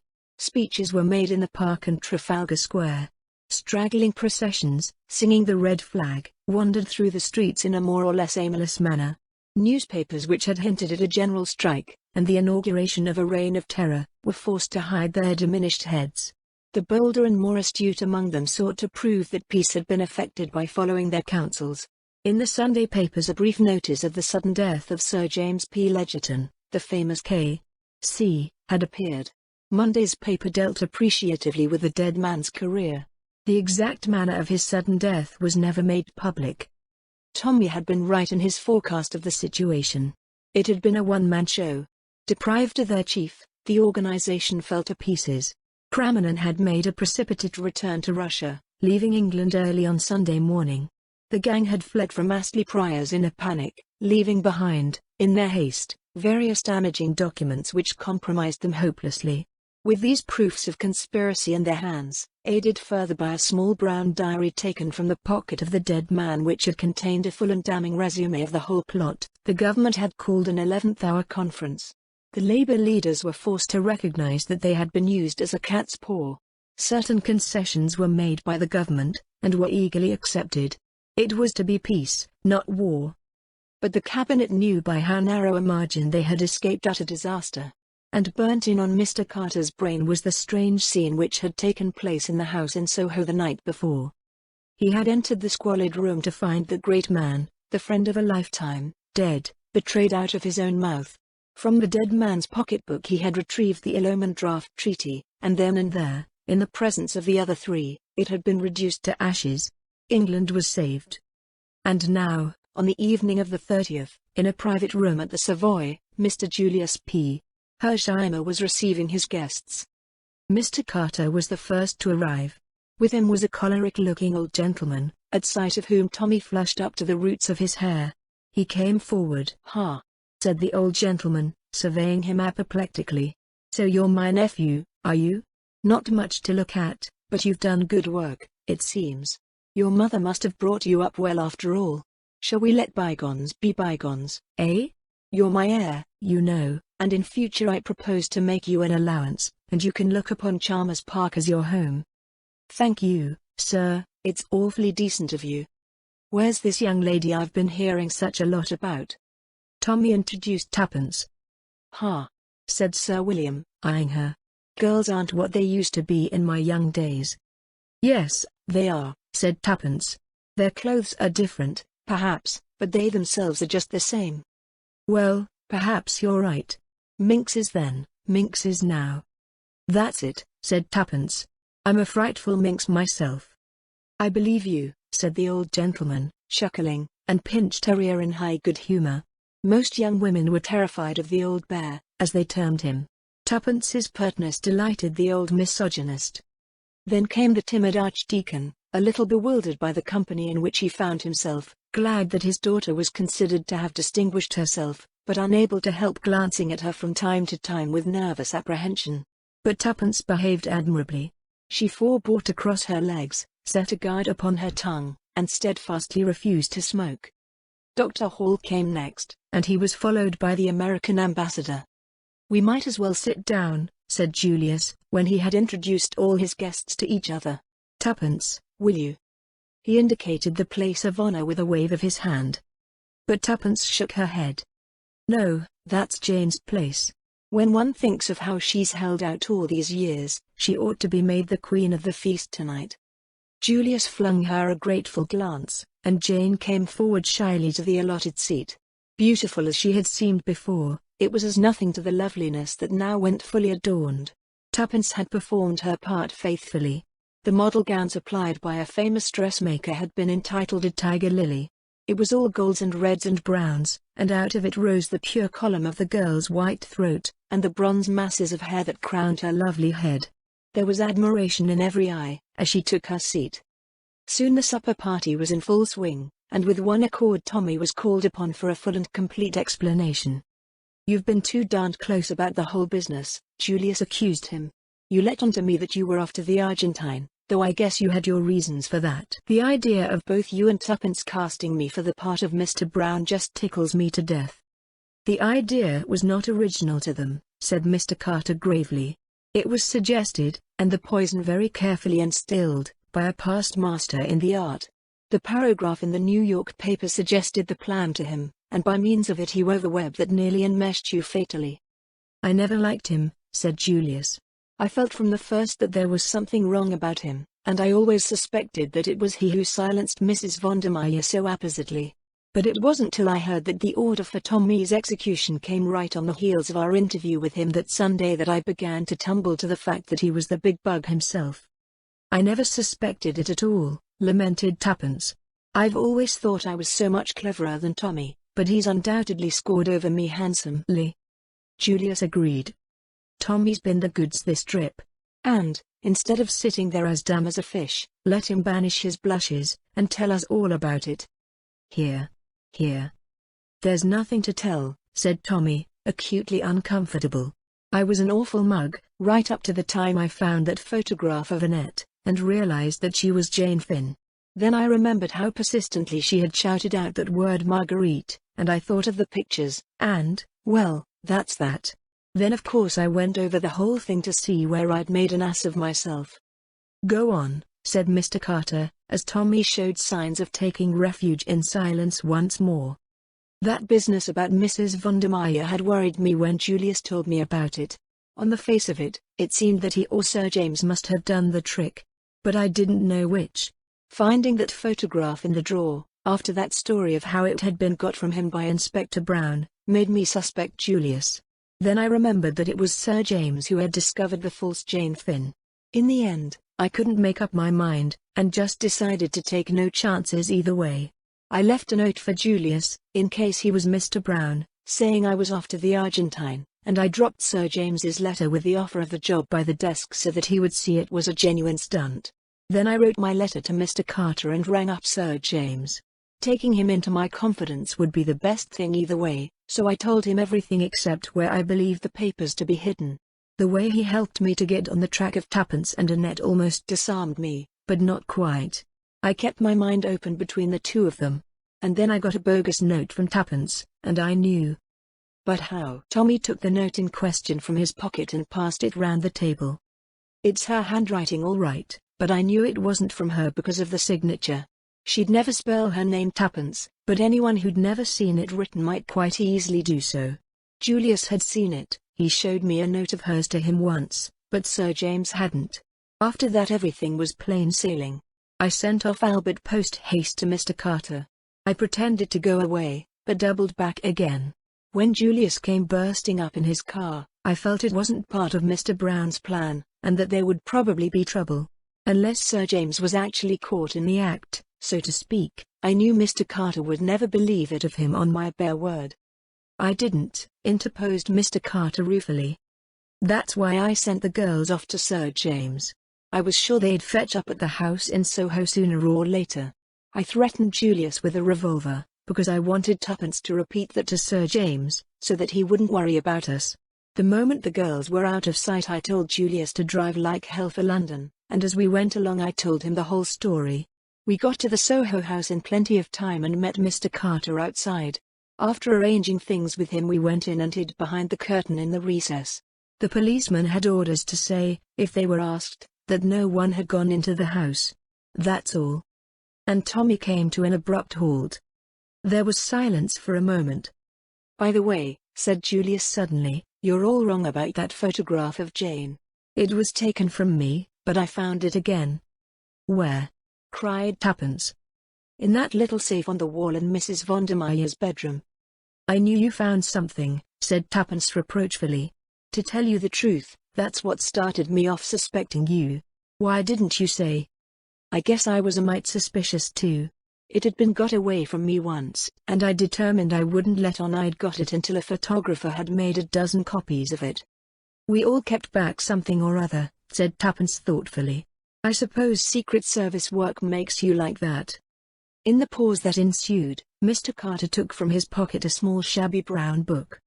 Beresford has just said that I would not have believed Sir James P. Ledgerton to be guilty unless, so to speak, he was caught in the act. That is so. Indeed, not until I read the entries in this little book could I bring myself fully to credit the amazing truth. This book will pass into the possession of Scotland Yard, but it will never be publicly exhibited. Sir James's long association with the law would make it undesirable. But to you, who know the truth, I propose to read certain passages which will throw some light on the extraordinary mentality of this great man." He opened the book, and turned the thin pages. "It is madness to keep this book. I know that. It is documentary evidence against me. But I have never shrunk from taking risks. And I feel an urgent need for self-expression. The book will only be taken from my dead body. From an early age I realized that I had exceptional abilities. Only a fool underestimates his capabilities. My brain power was greatly above the average. I know that I was born to succeed. My appearance was the only thing against me. I was quiet and insignificant, utterly nondescript. When I was a boy I heard a famous murder trial. I was deeply impressed by the power and eloquence of the counsel for the defense. For the first time I entertained the idea of taking my talents to that particular market. Then I studied the criminal in the dock. The man was a fool. He had been incredibly, unbelievably stupid. Even the eloquence of his counsel was hardly likely to save him. I felt an immeasurable contempt for him. Then it occurred to me that the criminal standard was a low one. It was the wastrels, the failures, the general riffraff of civilization who drifted into crime. Strange that men of brains had never realized its extraordinary opportunities. I played with the idea. What a magnificent field, what unlimited possibilities. It made my brain reel. I read standard works on crime and criminals. They all confirmed my opinion. Degeneracy, disease, never the deliberate embracing of a career by a far-seeing man. Then I considered. Supposing my utmost ambitions were realized, that I was called to the bar, and rose to the height of my profession? That I entered politics, say, even, that I became Prime Minister of England? What then? Was that power? Hampered at every turn by my colleagues, fettered by the democratic system of which I should be the mere figurehead. No, the power I dreamed of was absolute. An autocrat. A dictator. And such power could only be obtained by working outside the law. To play on the weaknesses of human nature, then on the weaknesses of nations, to get together and control a vast organization, and finally to overthrow the existing order, and rule. The thought intoxicated me. I saw that I must lead two lives. A man like myself is bound to attract notice. I must have a successful career which would mask my true activities. Also I must cultivate a personality. I modeled myself upon famous K.C.'s. I reproduced their mannerisms, their magnetism. If I had chosen to be an actor, I should have been the greatest actor living. No disguises, no grease paint, no false beards. Personality. I put it on like a glove. When I shed it, I was myself, quiet, unobtrusive, a man like every other man. I called myself Mr. Brown. There are hundreds of men called Brown, there are hundreds of men looking just like me. I succeeded in my false career. I was bound to succeed. I shall succeed in the other. A man like me cannot fail. I have been reading a life of Napoleon. He and I have much in common. I make a practice of defending criminals. A man should look after his own people. Once or twice I have felt afraid. The first time was in Italy. There was a dinner given. Professor D, the great alienist, was present. The talk fell on insanity. He said, "A great many men are mad, and no one knows it. They do not know it themselves." I do not understand why he looked at me when he said that. His glance was strange. I did not like it. The war has disturbed me. I thought it would further my plans. The Germans are so efficient. Their spy system, too, was excellent. The streets are full of these boys in khaki. All empty-headed young fools. Yet I do not know. They won the war. It disturbs me. My plans are going well. A girl butted in. I do not think she really knew anything. But we must give up the Estonia. No risks now. All goes well. The loss of memory is vexing. It cannot be a fake. No girl could deceive me. The 29th. That is very soon. Mr. Carter paused. I will not read the details of the coup that was planned. But there are just two small entries that refer to the three of you. In the light of what happened they are interesting. By inducing the girl to come to me of her own accord, I have succeeded in disarming her. But she has intuitive flashes that might be dangerous. She must be got out of the way. I can do nothing with the American. He suspects and dislikes me. But he cannot know. I fancy my armor is impregnable. Sometimes I fear I have underestimated the other boy. He is not clever, but it is hard to blind his eyes to facts. Mr. Carter shut the book. A great man, he said. Genius, or insanity, who can say? There was silence. Then Mr. Carter rose to his feet. I will give you a toast. The joint venture which has so amply justified itself by success. It was drunk with acclamation. There's something more we want to hear, continued Mr. Carter. He looked at the American ambassador. I speak for you also, I know. We'll ask Miss Jane Finn to tell us the story that only Miss Tuppence has heard so far, but before we do so we'll drink her health. The health of one of the bravest of America's daughters, to whom is due the thanks and gratitude of two great countries. Chapter 28. And after. That was a mighty good toast, Jane, said Mr. Hersheimer, as he and his cousin were being driven back in the Rolls-Royce to the Ritz. The one to the joint venture? No, the one to you. There isn't another girl in the world who could have carried it through as you did. You were just wonderful. Jane shook her head. I don't feel wonderful. At heart I'm just tired and lonesome, and longing for my own country. That brings me to something I wanted to say. I heard the ambassador telling you his wife hoped you would come to them at the embassy right away. That's good enough, but I've got another plan. Jane, I want you to marry me. Don't get scared and say no at once. You can't love me right away, of course, that's impossible. But I've loved you from the very moment I set eyes on your photo, and now I've seen you I'm simply crazy about you. If you'll only marry me, I won't worry you any, you shall take your own time. Maybe you'll never come to love me, and if that's the case I'll manage to set you free. But I want the right to look after you, and take care of you. That's what I want, said the girl wistfully. Someone who'll be good to me. Oh, you don't know how lonesome I feel. Sure thing I do. Then I guess that's all fixed up, and I'll see the Archbishop about a special license tomorrow morning. Oh, Julius. Well, I don't want to hustle you any, Jane, but there's no sense in waiting about. Don't be scared, I shan't expect you to love me all at once. But a small hand was slipped into his. I love you now, Julius, said Jane Finn. I loved you that first moment in the car when the bullet grazed your cheek. 5 minutes later Jane murmured softly. I don't know London very well, Julius, but is it such a very long way from the Savoy to the Ritz? It depends how you go, explained Julius unblushingly. We're going by way of Regent's Park. Oh, Julius, what will the chauffeur think? At the wages I pay him, he knows better than to do any independent thinking. Why, Jane, the only reason I had the supper at the Savoy was so that I could drive you home. I didn't see how I was ever going to get hold of you alone. You and Tuppence have been sticking together like Siamese twins. I guess another day of it would have driven me and Beresford stark staring mad. Oh, is he? Of course he is. Head over ears. I thought so, said Jane thoughtfully. Why? From all the things Tuppence didn't say. There you have me beat, said Mr. Hersheimer. But Jane only laughed. In the meantime, the young adventurers were sitting bolt upright, very stiff and ill at ease, in a taxi which, with a singular lack of originality, was also returning to the Ritz via Regent's Park. A terrible constraint seemed to have settled down between them. Without quite knowing what had happened, everything seemed changed. They were tongue-tied, paralyzed. All the old camaraderie was gone. Tuppence could think of nothing to say. Tommy was equally afflicted. They sat very straight and forbore to look at each other. At last Tuppence made a desperate effort. Rather fun, wasn't it? Rather. Another silence. I like Julius, said Tuppence again. Tommy was suddenly galvanized into life. You're not going to marry him, do you hear? He said dictatorially. I forbid it. Oh, said Tuppence meekly. Absolutely, you understand. He doesn't want to marry me, he really only asked me out of kindness. That's not very likely, scoffed Tommy.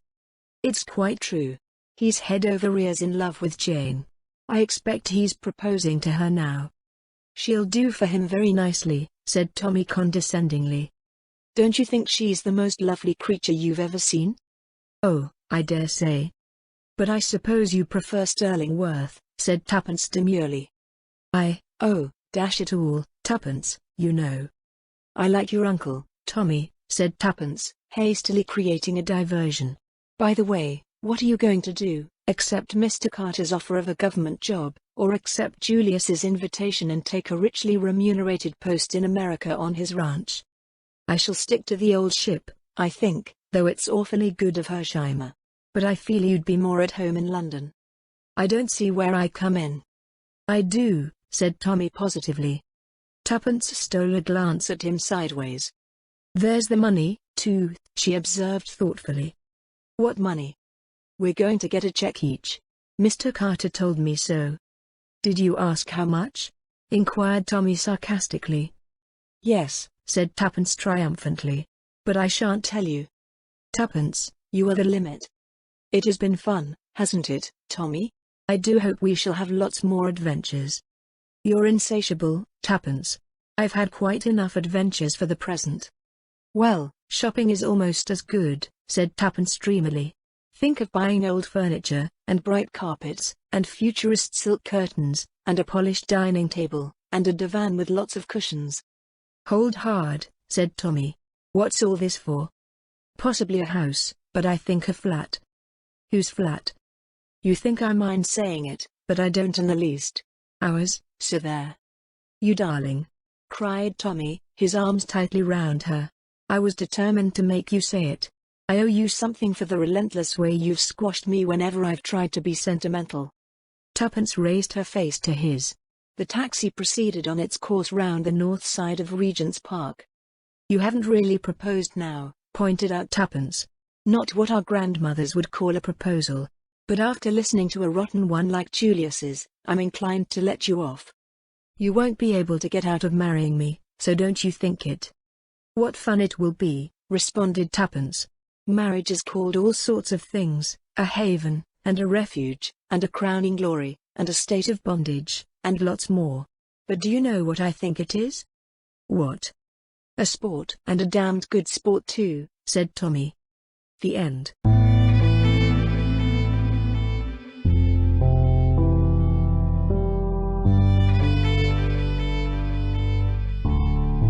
Thank you for listening to today's episode. I really hoped you enjoyed it. There will be more to come. Please subscribe not to miss out on what is next.